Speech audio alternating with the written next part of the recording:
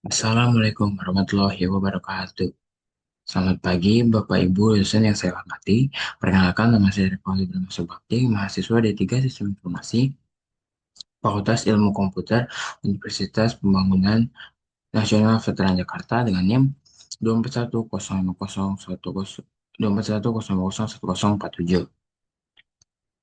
Pada kesempatan hari ini, saya akan mempresentasikan proposal tugas akhir saya yang berjudul Analisis Dampak Penggunaan Kecerdasan Buatan Generatif (GenAI) terhadap performa akademik mahasiswa menggunakan pendekatan KID dan K-means clustering.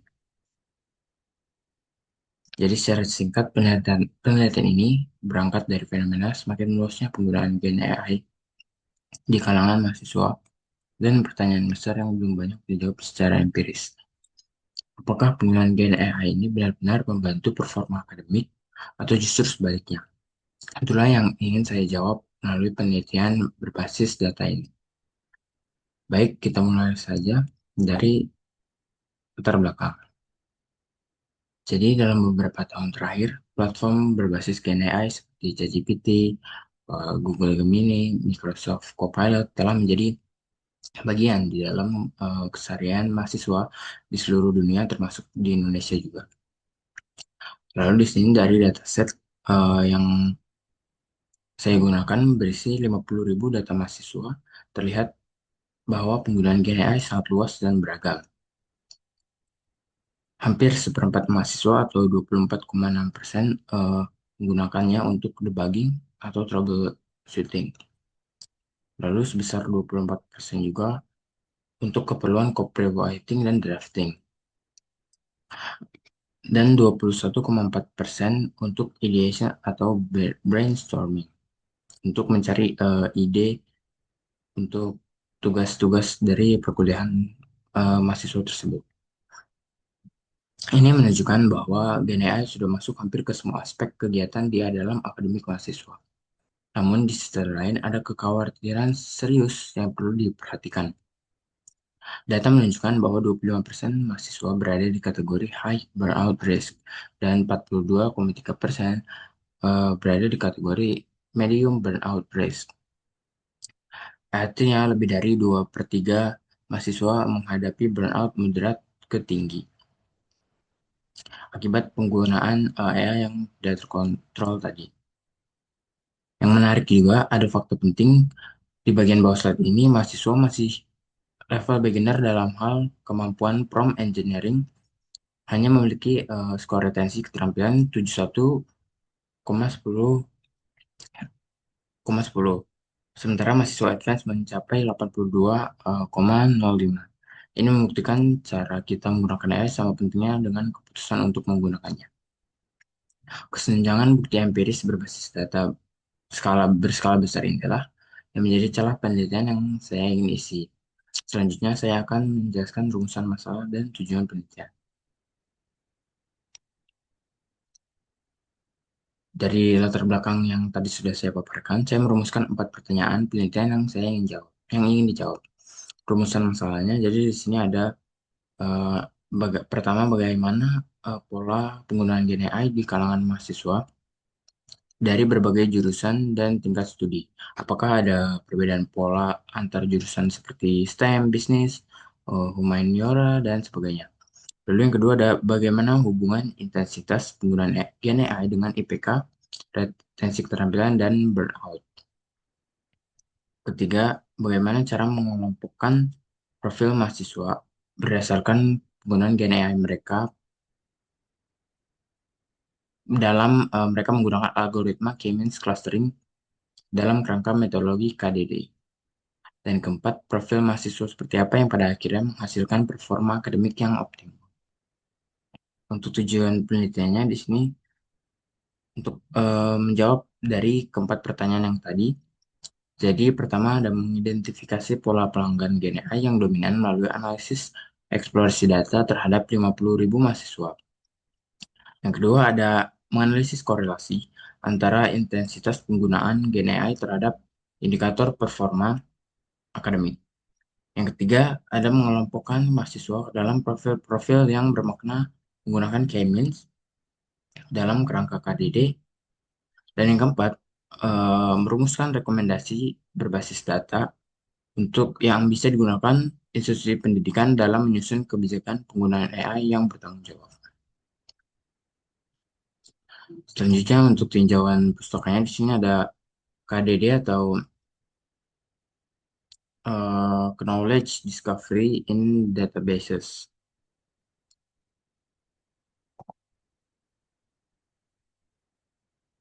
Jadi KDD itu bukan sekedar data mining, ia adalah proses menyeluruh yang mencakup 5 tahapan, mulai dari saksi data, preproses, transformasi, kemudian data mining itu sendiri, hingga interpretasi dan evaluasi hasil. Pendekatan ini dipilih karena mampu mengatasi mengekstraksi pengetahuan yang bermakna dari dataset berskala besar secara yang terstruktur. Yang kedua di sini ada K-means clustering.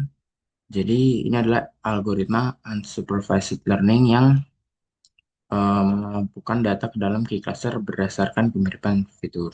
Artinya kita tidak memerlukan label atau kategori yang sudah ditentukan sebelumnya. Jadi algoritma bekerja dengan cara meminimalkan jarak euklidian antara titik data dengan centroid clusternya.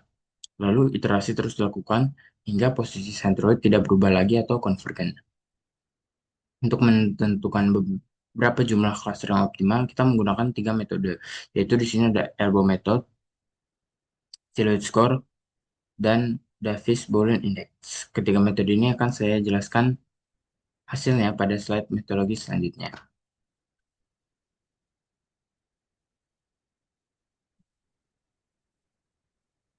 Selanjutnya di sini ada generative AI atau Gen AI dalam pendidikan tinggi. Gen AI seperti ChatGPT, Google Gemini, dan Microsoft Copilot kini digunakan jutaan mahasiswa di seluruh dunia.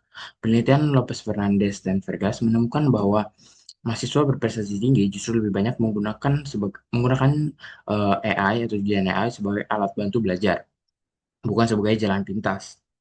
Namun di sisi lain, Zhang et al. Di sini menemukan bahwa ketergantungan berlebihan pada AI berkorelasi positif dengan kecemasan dan burnout. Ini adalah paradoks yang menarik karena AI bisa jadi berkah sekaligus ancaman, tergantung cara kita menggunakannya. Dan disinilah kesenjangan penelitian yang saya ingin isi. Kita butuh bukti empiris berbasis data besar yang mengidentifikasi profil mahasiswa secara konkret. Selanjutnya di sini ada Principal Component Analysis atau PCA yang digunakan sebagai alat bantu visualisasi karena kita bekerja dengan 5 fitur dimensi, sulit untuk menggambarkan hasil clustering secara visual. PCA ini memproyeksikan data di 5 dimensi itu ke kedua dimensi, sehingga kita bisa melihat sebaran cluster secara intuitif dan dalam sebuah scatter plot. Sekarang kita masuk ke penelitian terdahulu. Kita masuk ke metodologi penelitian. Penelitian ini menggunakan metodologi Knowledge Discovery Databases atau KDD, yaitu pendekatan sistematis untuk mengekstraksi pengetahuan bermakna dan data berskala besar. KDD lebih komprehensif dari sekedar data mining karena mencakup seluruh siklus dari awal hingga akhir. Di sini ada 5 tahapan dari metodologi KDD. Jadi yang tahap pertama ada seleksi data. Jadi dari 16 variabel yang ada di dalam dataset yang saya pakai itu, saya memilih 5 fitur menarik yang paling relevan untuk proses clusteringnya. Jadi kelima fitur itu adalah weekly weekly Gen AI hours atau jam penggunaan AI per minggu. Lalu yang kedua ada traditional study hours yaitu jam belajar tradisional. Ada post semester GPA atau IPK setelah semester. Lalu ada skill retention score atau skor retensi keterampilan. Dan yang terakhir ada perceived AI dependency atau tingkat ketergantungan pada AI yang dirasakan oleh mahasiswa. Lalu lanjut ke tahap selanjutnya yaitu pra-proses data. Saya melakukan pengecekan missing values dan hasilnya bersih. Tidak ada satupun nilai yang hilang dari 50.000 baris data. Variabel burnout risk level yang bersifat kategorikal juga dikonversi ke angka, yaitu low sebagai 0, medium sebagai 1, high sebagai 2, untuk keperluan analisis korelasi. Lanjut, tahap yang ketiga adalah transformasi data. Data dinormalisasikan menggunakan standar scalar dari library scikit-learn sehingga setiap fitur memiliki min-nya 0 dan standar deviasinya 1. Langkah ini penting agar fitur dengan skala besar seperti skill retention score yang berkisar 0 sampai 100 tidak mendominasi perhitungan jarak Euclidean dibanding fitur seperti GPA yang hanya berkisar 0 sampai 4. Tahap yang keempat ada K-means clustering, yaitu ini adalah inti dari penelitian ini. Jadi algoritma K-means dijalankan pada data yang sudah dinormalisasi. Jumlah cluster optimal ditentukan menggunakan dua metode yang akan saya jelaskan nanti.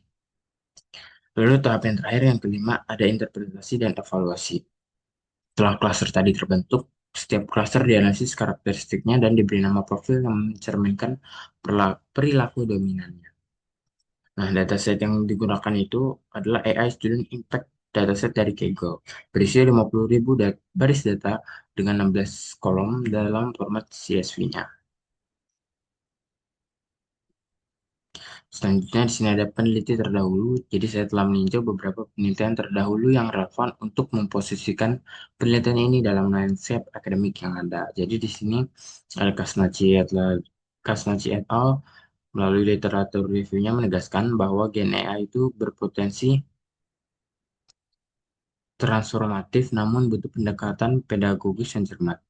Lalu di sini ada Lim et al. Yang secara khusus menyoroti risiko ketergantungan kognitif, bahwa mahasiswa itu bisa kehilangan kemampuan berpikir mandiri jika terlalu bergantung pada AI. Nah, ini mendasari hipotesis H2 dan H3 saya. Yang ketiga ada Elda et al. Membuktikan bahwa KDD dan K-means efektif mengelompokkan mahasiswa berdasarkan data akademik dan memberikan preseden metodologis yang kuat untuk penelitian ini.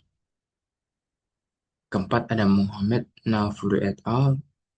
Menggunakan K-means di perguruan tinggi dan berhasil mengidentifikasi mahasiswa beresiko dan berprestasi relevan langsung dengan tujuan penelitian saya. Nah, yang membedakan penelitian saya dari semuanya adalah saya menggabungkan analisis dari dampak Gen AI dengan teknik clustering pada dataset 50.000 mahasiswa. Skala yang jauh lebih besar dari studi-studi sebelumnya dan dengan fokus pada profil penggunaan AI. Bukan hanya nilai akademik semata. Lanjut ke dataset dan fitur penelitian. Jadi di sini dataset yang digunakan saya adalah AI Student Impact dataset dari Kaggle. Dataset publik untuk riset akademis yang berisikan 50.000 baris data mahasiswa dengan 16 variabel. Cakupan mahasiswanya beragam. Dari sini ada 5 jurusan yang berbeda, yaitu STEM, Business, Humanities, Medical, dan Arts. Lalu ada tingkat studinya yang berbeda juga, ada freshman, sophomore, junior, senior, dan graduate. Ini memastikan representasi yang luas dan temuan yang dapat digeneralisasikan. Nah, dari 16 variabel yang tersedia, saya memilih 5 fitur numerik untuk proses clustering berdasarkan relevansi dengan tujuan penelitian saya. Jadi di sini yang pertama ada weekly gain hours yang tadi, yaitu seberapa banyak mahasiswa menggunakan Gen AI per minggu. Yang kedua ada traditional study hours, yaitu jam belajar dengan metode konvensional. Lalu ada post semester GPA atau IPK setelah satu semester sebagai indikator performa akademik utamanya. Lalu ada skill retention score atau skor retensi keterampilan yang mengukur seberapa baik mahasiswa mempertahankan ilmu yang dapat dipelajari. Lalu yang kelima ada perceived AI dependency, yaitu persepsi mahasiswa sendiri terhadap tingkat ketergantungan terhadap AI. Nah, kombinasi kelima fitur ini dirancang untuk menangkap gambaran holistik dari profil mahasiswa, baik dari sisi perilaku, penggunaan teknologi, maupun dampak akademiknya. Data dalam kondisi bersih Tidak ada yang missing value, tidak ada duplikat, dan tidak ada outlier ekstrim yang perlu dihapus. Next. Selanjutnya sini ada penentuan key optimal menggunakan elbow method dan silhouette score. Jadi sebelum menjalankan key means, kita perlu menentukan terlebih dahulu berapa jumlah cluster atau K yang paling optimal. Untuk itu, saya menggunakan dua metode sekaligus. Jadi metode yang pertama di sini ada elbow method yang grafik di sebelah kiri. Elbow method ini bekerja dengan mengukur nilai inersia yaitu total jarak setiap data ke centroid clusternya. Semakin kecil inersianya, semakin rapat anggota dalam satu cluster.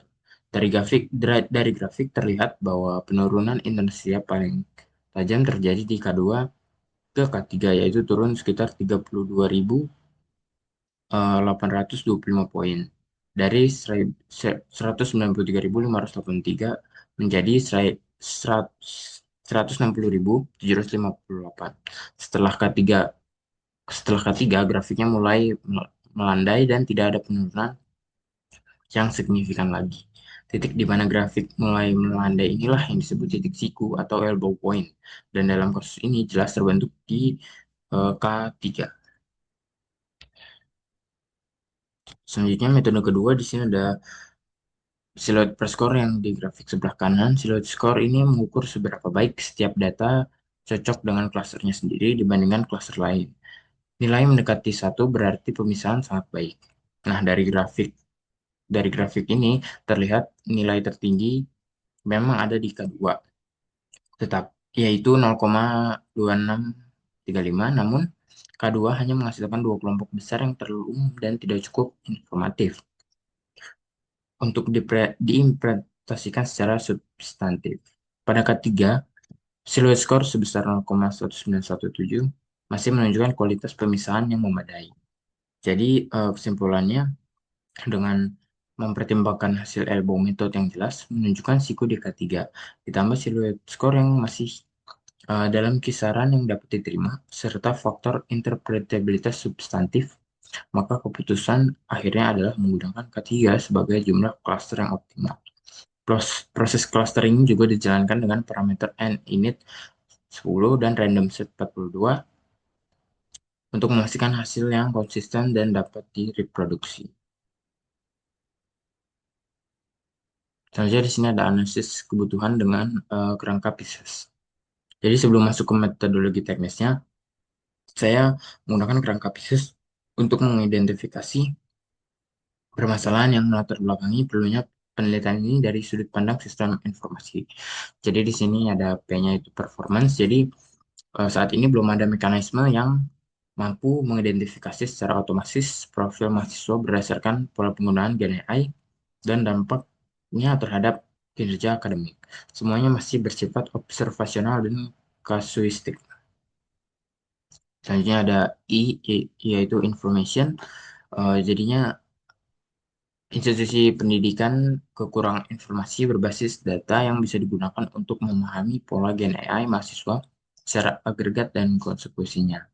Lalu ada E atau ekonomi, tanpa profiling mahasiswa yang sistematis, alokasi sumber daya bimbingan akademik menjadi tidak efisien.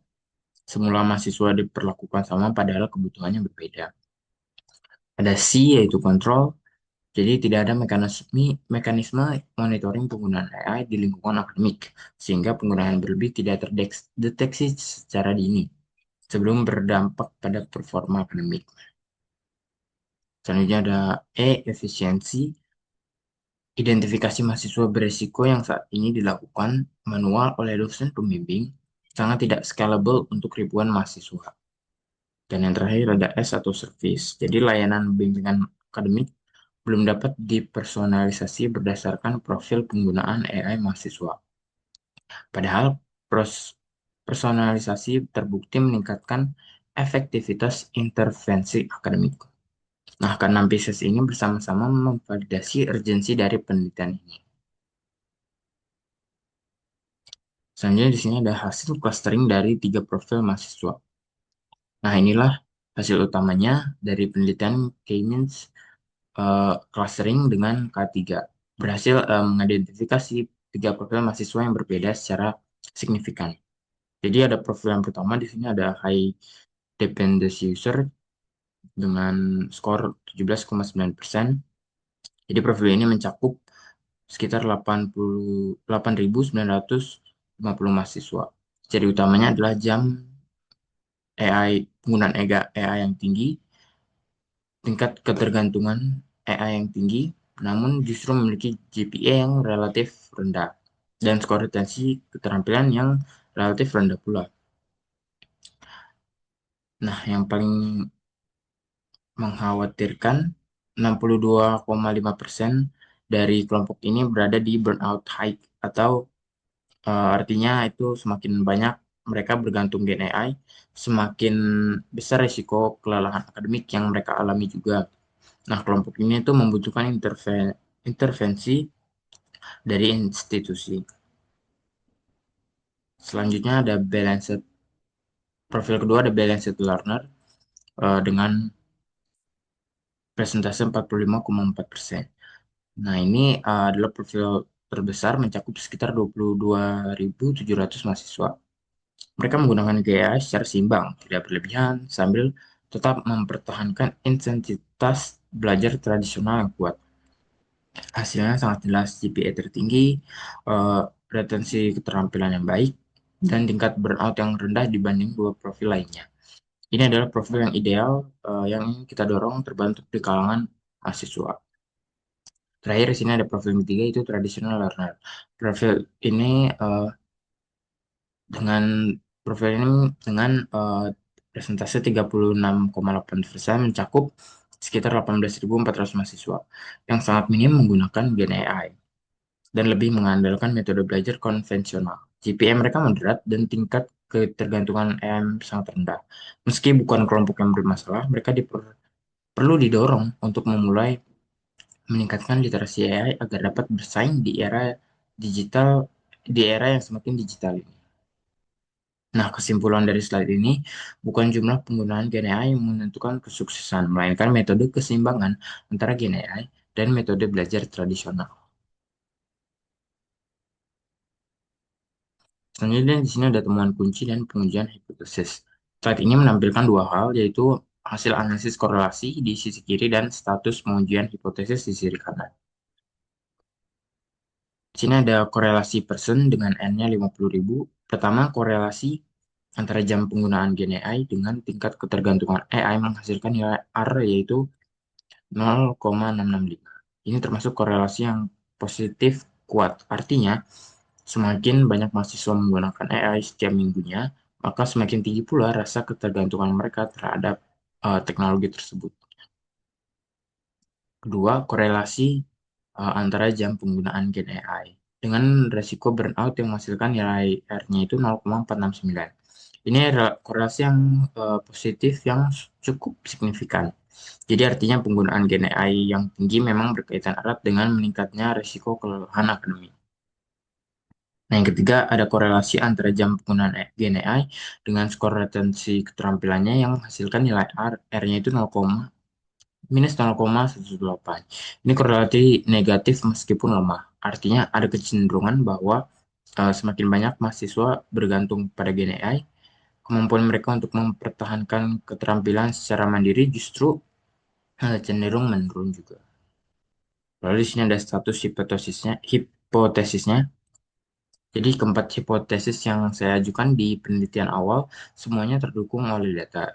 Hipotesis yang pertama itu soal perbedaan GPA antar kelompok eh, terdukung. Hipotesis kedua soal kolerasi negatif Gen AI dengan retensi keterampilan terdukung. Dan hipotesis ketiga soal korelasi positif Gen AI dengan breakout juga terdukung. Dan yang terakhir ada hipotesis keempat, yaitu K-means, eh, bahwa K-means mampu mengidentifikasi profil berbeda dan juga tervalidasi melalui silhouette score-nya. Nah, temuan utamanya jadi secara keseluruhan, satu dari setiap 6 mahasiswa dalam dataset ini tergolong high dependency user dengan resiko burnout yang tinggi. Dan ini sangat mengkhawatirkan. Di sisi lain, balanced learner membuktikan dengan data bahwa bahwa kunci performa akademik terbaik adalah keseimbangan antara Gen AI dan studi tradisional. Nah, selanjutnya di sini ada saya ada spesifikasi model K-means. Jadi di sini eh, spesifikasi teknis model K-means yang diterapkan dalam penelitian ini. Jadi jumlah cluster yang dipilih adalah K3. Keputusan ini berdasarkan dua metode tadi, yaitu Elbow Method menunjukkan penurunan inersia paling tajam dari K2 ke K3 tadi sebesar 32.000 poin. Dan setelah K3 penurunan mulai signifikan. Lalu juga silhouette score-nya pada K3 sebesar 0,1917 juga menunjukkan pemisahan klaster yang memadai dan lebih interpretatif dibandingkan kedua yang terlalu umum. Lalu di sini ada metode inisialisasi yang digunakan adalah K-means plus plus, bukan random biasa. Jadi K-means plus plus ini memilih posisi centroid awal yang lebih cerdas. Centroid pertama dipilih secara acak, lalu centroid berikutnya dipilih dengan probabilitas proporsional terhadap jarak dari sentroid yang sudah ada tadi. Ini mempercepat konvergensi dan menghasilkan hasil yang lebih konsisten.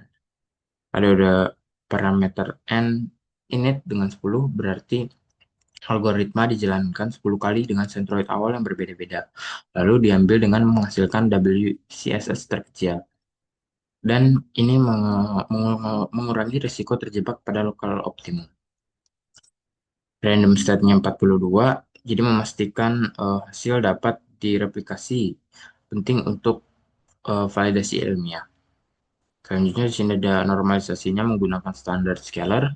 Jadi setiap fitur ditransformasi sehingga memiliki minnya 0 dan standar deviasinya 1.